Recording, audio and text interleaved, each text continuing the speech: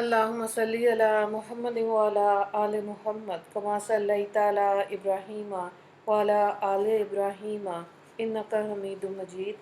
अल्लाहुम्मा बारिक अला मुहम्मद व अला आले मुहम्मद कमा बारकता अला इब्राहीम व अला आले इब्राहीम इन्नका हमीदुम मजीद। रब इश्रह ली सदरी व यस्सिर ली अमरी वहलुल उक़दतम मिन लिसानी यफ़क़हू क़ौली। रब्बना ज़िदना इल्मा या मुक़ल्लिबुल क़ुलूब सब्बित क़ल्बी अला दीनिक आमीन। चैप्टर नंबर 16 आज हम देखेंगे। दो लेसन्स हैं। पहले लेसन के सवालात को देखें। क्वेश्चन नंबर 1, खंदक किसके मशवरे पर खोदी गई। सवाल नंबर 2, खंदक में ज़रब लगाने पर आप सल्लल्लाहु अलैहि वसल्लम ने क्या देखा। लेसन का नाम है ग़ज़वा खंदक। बनी नज़ीर के यहूदियों को मदीना मुनव्वरा में इनके इलाके से निकाल दिया गया। इसी वजह से इनके बड़े सरदार मक्का मुअज़्ज़मा गए, कुरैश को सारी तफसील बताई और कुरैश को दावत दी कि मुसलमानों से जंग के लिए मैदान में आएँ। उन्होंने कुरैश को खूब भड़काया और कहा, जंग की सूरत में हम तुम्हारे साथ होंगे, यहाँ तक कि मोहम्मद सल्लल्लाहु अलैहि वसल्लम और इनके साथियों को ख़त्म कर देंगे। मुसलमानों से दुश्मनी में हम तुम्हारे साथ हैं। ये सुनकर मुशरिकीन के सरदार अबू सुफियान ने कहा, हमारे नज़दीक सबसे ज़्यादा महबूब और पसंदीदा शख्स वो हैं जो मोहम्मद सल्लल्लाहु अलैहि वसल्लम की दुश्मनी में हमारा मददगार हो। लेकिन हम इस वक्त तक तुम पर भरोसा नहीं करेंगे जब तक कि तुम हमारे माबूदों को सजदा न कर लो, ताकि हमारे दिल मुतमईन हो जाएं। ये सुनते ही यहूदियों ने बुतों को सजदा कर डाला।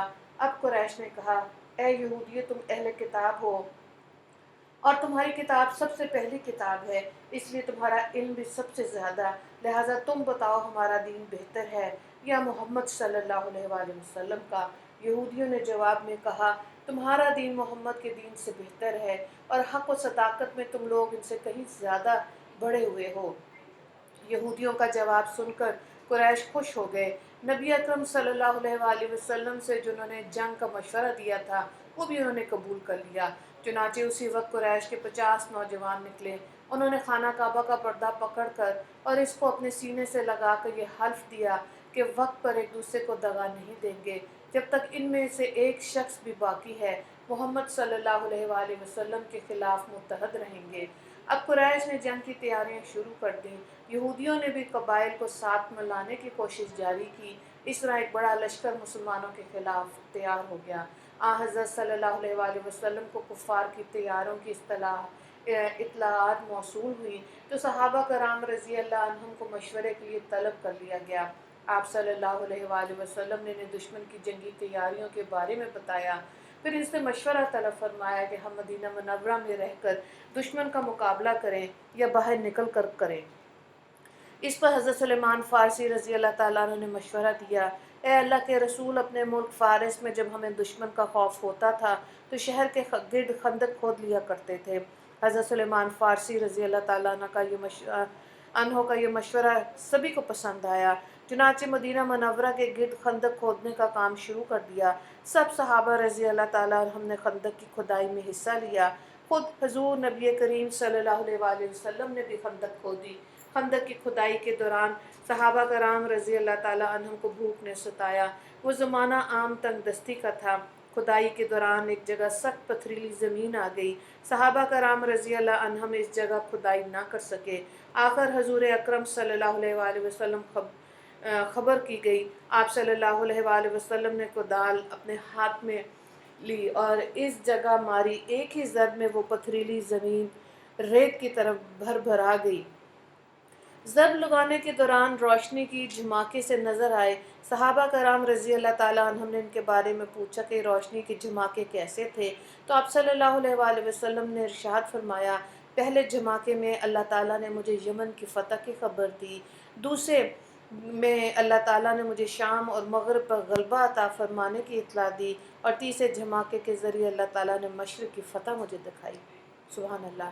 गर जब अल्लाह के रसूल सल्लल्लाहु अलैहि वसल्लम और सहाबा कराम रज़ी अल्लाह ताला अन्हुम खंदक की खुदाई से फ़ारिग हुए तो इस वक्त कुरैश और इसके हामियों का लश्कर मदीना मुनव्वरा के बाहर पहुंच गया। इस जंग में काफिरों की 10,000 तादाद के मुकाबले में मुसलमान सिर्फ 3,000 थे। मुशरिकों का लश्कर मदीना मुनव्वरा के गिर्द खंदक देखकर हैरत ज़दा रह गया। वो पुकार उठे, खुदा की कसम ये तो बड़ी ज़बरदस्त जंगी चाल है। अरबों ने इस जंगी चाल से वाकिफ़ नहीं थे। मुशरिकों के दस्ते बार बार खंदक तक आते रहे और वापस जाते रहे। मुसलमान भी अचानक खंदक तक आते और काफिरों की तरफ तीर बरसाते, फिर वापस लौट जाते। काफिरों में से नौफिल बिन अब्दुल्ला ने अपने घोड़े पर सवार होकर खंदक को अबूर करने की कोशिश की, लेकिन इसका घोड़ा खंदक के आर पार ना पहुंच सका और सवार समेत खंदक में गिरा। नौफिल की गर्दन की हड्डी टूट गई। एक रवायत में यह भी है कि हज़रत अली रजी अल्लाह ताला अन्हु ने खंदक में उतर के इसे कत्ल कर दिया था। काफिरों और मुसलमानों के दरमियान बस इस किस्म की छेड़छाड़ होती रही। काफिर दरअसल खंदक की वजह से मुसलमानों पर हमलावर होने के काबिल नहीं रहे थे। लड़ाई से पहले औरतों और बच्चों को एक छोटे से किले में पहुंचा दिया गया। ये जगह हज़रत हसन बिन साबित रजी अल्लाह ताला अन्हु की थी। खुद हज़रत हसन रजी अल्लाह ताला अन्हु भी वहीं थे। इन औरतों में हज़रत सल्लल्लाहु अलैहि वसल्लम की पुप्पी हज़रत सफ़िया रजी अल्लाह ताला अन्हा भी बतौर मुहाफिज थी। एक यहूदी जासूसी के लिए इस तरफ निकल आया। हज़रत सफ़िया रज़ी अल्लाह ताला अन्हा की नज़र इस यहूदी पर पड़ी तो उन्होंने हज़रत हसन रज़ी अल्लाह ताला अन्हु से कहा, ए हसन, ये शख्स दुश्मन को इस किले में औरतों और बच्चों की मौजूदगी की खबर कर देगा और दुश्मन इस तरफ से हमलावर हो सकते हैं, लिहाजा तुम नीचे उतर के इसे कत्ल कर दो। इस पर हज़रत हसन रज़ी अल्लाह ताला अन्हु ने कहा, तुम्हें मालूम है मैं इस काम का आदमी नहीं हूँ। हज़रत हसन बिन साबित दरअसल शायर थे और जंग के तरीक़ों से वाकिफ़ नहीं थे। फिर इनकी उम्र भी बहुत ज़्यादा थी, बूढ़े और कमज़ोर थे, इसीलिए उन्होंने ऐसी बात कही थी।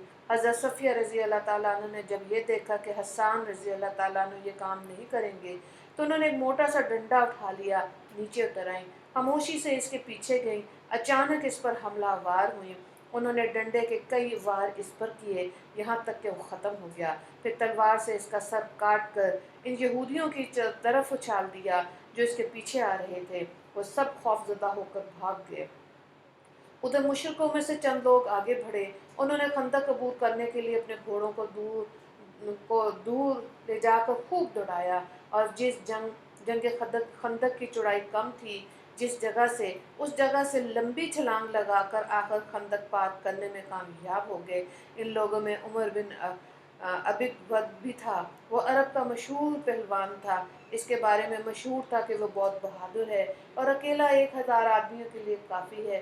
खंदक अबूर करते ही वो ललकारा, कौन है जो मेरे मुकाबले में आता है। इसकी ललकार सुनकर हज़रत अली रज़ी अल्लाह ताला अन्हु आगे बढ़े। उन्होंने नबी करीम सल्लल्लाहु अलैहि वसल्लम से अर्ज़ किया, अल्लाह के रसूल, इसके मुकाबले पर मैं जाऊँगा। आप सल्लल्लाहु अलैहि वसल्लम ने इरशाद फरमाया, बैठ जाओ, ये उमर बिन अबिद वद है। उधर उमर ने फिर आवाज़ दी। हज़रत अली रज़ी अल्लाह ताला अन्हु फिर उठ खड़े हुए। आप सल्लल्लाहु अलैहि वसल्लम ने इन्हें फिर बैठा दिया। इसने तीसरी बार फिर मुकाबले के लिए आवाज़ लगाई। आखिर आप सल्लल्लाहु अलैहि वसल्लम ने हज़रत अली रज़ी अल्लाह ताला अन्हु को इजाज़त दे दी। हज़रत अली ये शेर पढ़ते हुए मैदान में आए, जल्दी न कर, तेरी ललकार को कबूल करने वाला तेरे सामने आ गया, जो तुझसे किसी तरह आजिज़ और कमज़ोर नहीं है। एक रवायत में है कि नबी करीम सल्लल्लाहु अलैहि वसल्लम ने हज़रत अली को अपनी तलवार जुल्फ़िकार अता फरमाई, अपना मामा इनके सर पर रखा और अल्लाह से इनकी कामयाबी के लिए दुआ की। हज़रत अली रज़ी अल्लाह ताला अन्हु ने मुकाबले से पहले इसे इस्लाम की दावत दी और बोले, मैं तुम्हें अल्लाह और इसके रसूल की तरफ बुलाता हूँ और इस्लाम की दावत देता हूँ।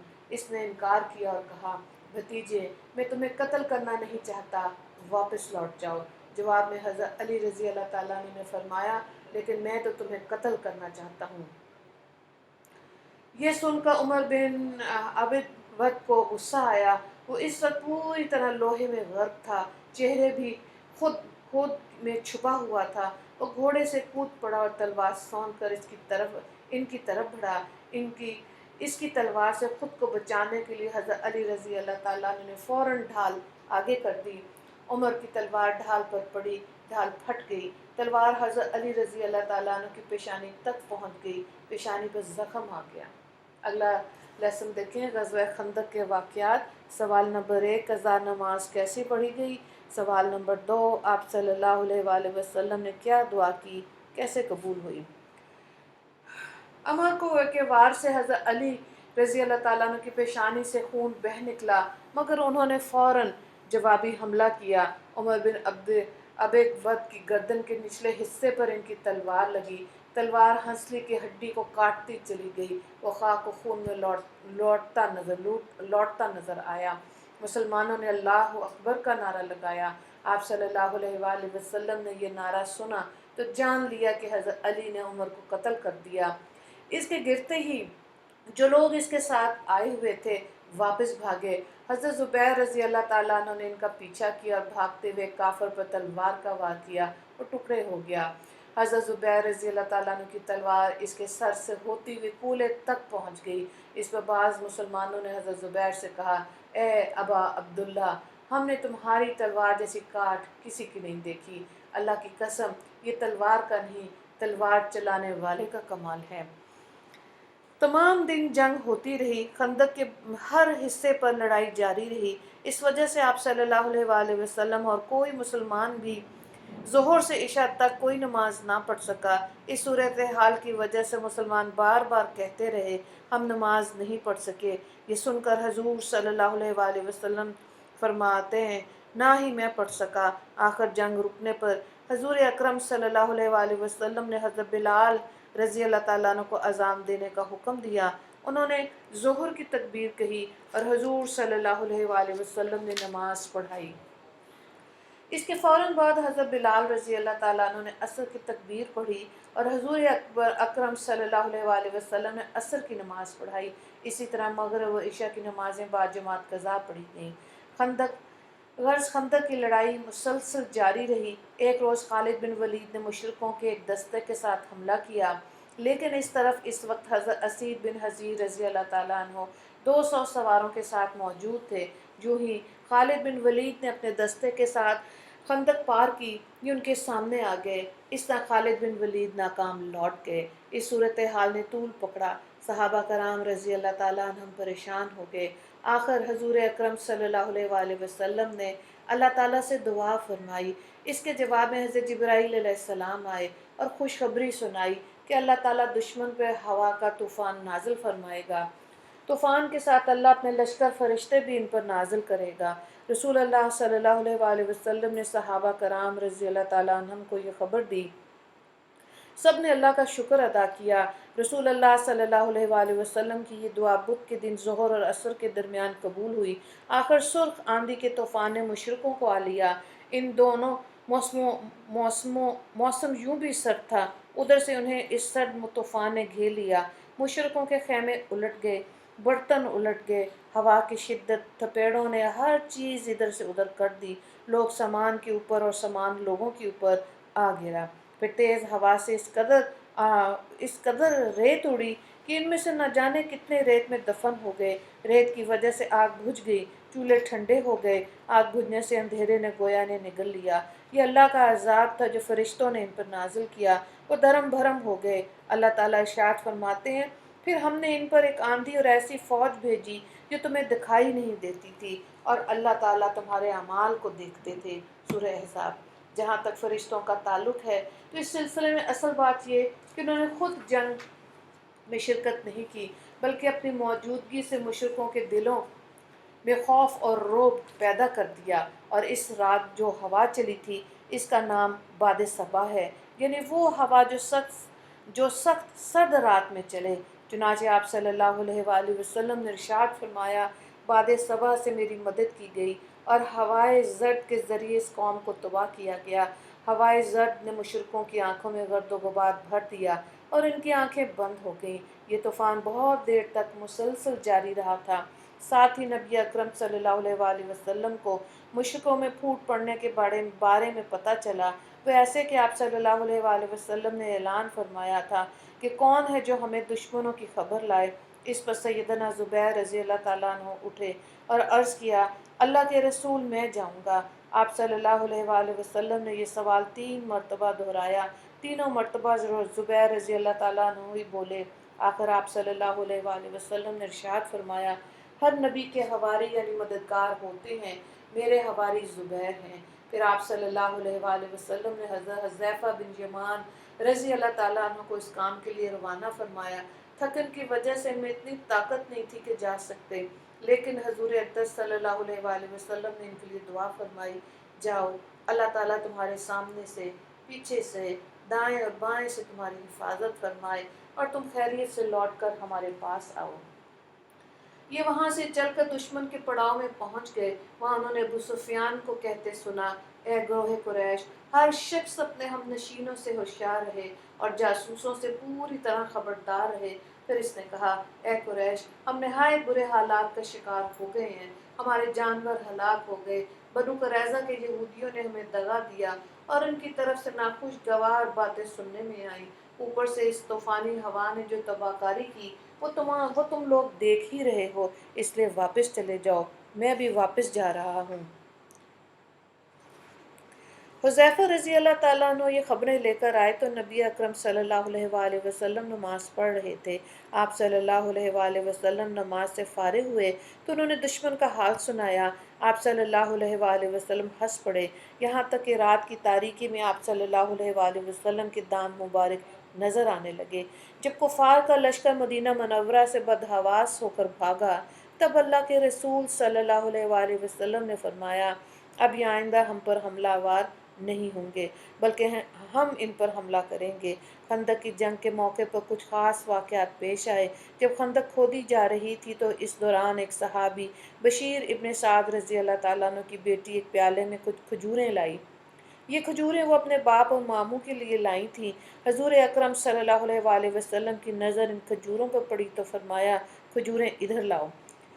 اس لڑکی نے کھجوروں کا برتن آپ صلی اللہ علیہ وآلہ وسلم کے ہاتھ میں الٹ دیا۔ کھجوریں اتنی نہیں تھی کہ دونوں ہاتھ بھر جاتے۔ آپ صلی اللہ علیہ وآلہ وسلم نے یہ دیکھ کر ایک کپڑا منگوایا، اس کو پھیلا کر بھیجا، پھر پاس کھڑے صحابی سے فرمایا، لوگوں کو آواز دو، دوڑ کر آئیں۔ چنانچہ سب جلد ہی آ گئے۔ آپ صلی اللہ علیہ وآلہ وسلم اپنے ہاتھوں سے کھجوریں اس کپڑے پر گرانے لگے، سب لوگ اس پر سے اٹھا اٹھا کر کھاتے رہے۔ کھجوریں شروع کرنے سے پہلے سب لوگ بھوکے تھے، بھوک کی حالت میں ان سب نے یہ کھجوریں کھائیں، سب کے پیٹ بھر گئے اور آپ صلی اللہ علیہ وآلہ وسلم کے ہاتھوں سے کھجوریں ابھی تک گر رہی تھیں۔ ایسا ہی ایک واقعہ سیدنا جابر رضی اللہ تعالیٰ عنہ کا پیش آیا۔ انہیں جب آپ صلی اللہ علیہ وآلہ وسلم کی شدید بھوک کا علم ہوا تو گھر گئے۔ ان کے گھر میں بکری کا ایک چھوٹا سا بچہ تھا اور کچھ گندم بھی تھی۔ انہوں نے اپنی بیوی سے کہا، نبی اکرم صلی اللہ علیہ وآلہ وسلم کو بھوک لگی ہے، لہٰذا یہ بکری ذبح کر کے سالن تیار کر لو، گندم کو پیس کر روٹیاں پکا لو، میں اللہ کے نبی صلی اللہ علیہ وآلہ وسلم کو لے کر آتا ہوں۔ حضرت جابر رضی اللہ تعالیٰ عنہ کچھ دیر بعد حضور اقدس صلی اللہ علیہ وآلہ وسلم کی خدمت میں حاضر ہوئے اور آہستہ آواز میں بتایا کہ آپ کے لیے گھر میں کھانا تیار کرایا ہے۔ یہ سن کر حضور اقدس صلی اللہ علیہ وآلہ وسلم نے کسی سے کہا، اعلان کر دو، جابر کے ہاں سب کی دعوت ہے۔ چنانچہ پکار کا اعلان کیا گیا، سب لوگ جابر کے گھر پہنچے۔ حضرت جابر رضی اللہ تعالیٰ عنہ پریشان ہو گئے کہ وہ تھوڑا سا کھانا اپنے لوگوں کو کیسے پورا ہوگا۔ انہوں نے پریشانی کے عالم میں انا للہ و انا الیہ راجعون پڑھی اور پھر گھر آ گئے۔ وہ کھانا حضور اقدس صلی اللہ علیہ وآلہ وسلم کے سامنے رکھ دیا گیا۔ آپ صلی اللہ علیہ وآلہ وسلم نے فرمایا، اللہ برکت دے۔ پھر آپ صلی اللہ علیہ وآلہ وسلم نے بسم اللہ پڑھی، سب نے کھانا شروع کیا، باری باری لوگ آتے رہے اور کھا کر اٹھتے رہے، ان کی جگہ دوسرے لیتے رہے، یہاں تک کہ سب لوگوں نے خوب پیٹ بھر کر کھانا کھایا۔ اس وقت ان مسلمانوں کی تعداد 1000 تھی۔ جابر رضی اللہ تعالیٰ عنہ کہتے ہیں، اللہ کی قسم، جب سب کھانا کھا کر چلے گئے تو ہم نے دیکھا گھر میں اب بھی اتنا ہی کھانا موجود تھا جتنا حضور اقدس صلی اللہ علیہ وآلہ وسلم کے سامنے رکھا گیا تھا۔ جب آپ صلی اللہ علیہ وآلہ وسلم غزوہ خندق سے فارغ ہو کر گھر آئے تو وہ دوپہر کا وقت تھا۔ حضور اکرم صلی اللہ علیہ وآلہ وسلم نے ظہر کی نماز ادا کی اور سیدہ عائشہ صدیقہ رضی اللہ تعالیٰ عنہ کے حجرے میں داخل ہو گئے۔ آپ صلی اللہ علیہ وآلہ وسلم ابھی غسل فرما رہے تھے کہ اچانک حضرت جبرائیل علیہ السلام سیاہ رنگ کا ریشمی امامہ باندھے وہاں آ گئے۔ حضرت جبرائیل علیہ السلام ایک خچر پر سوار تھے۔ انہوں نے آتے ہی آپ صلی اللہ علیہ وآلہ وسلم سے کہا، اے اللہ کے رسول کیا آپ نے ہتھیار اتار دیے؟ آپ نے فرمایا ہاں اتار دیے۔ یہ سن کر حضرت جبرائیل علیہ السلام نے کہا لیکن اللہ تعالیٰ کے فرشتوں نے تو ابھی ہتھیار نہیں اتارے۔ اس کے بعد پھر انشاءاللہ کل دیکھیں گے۔ وآخر دعوانا ان الحمد للہ رب العالمین۔ اللہم اغفر للمسلمین والمسلمات والمؤمنین والمؤمنات۔ السلام علیکم ورحمۃ اللہ وبرکاتہ۔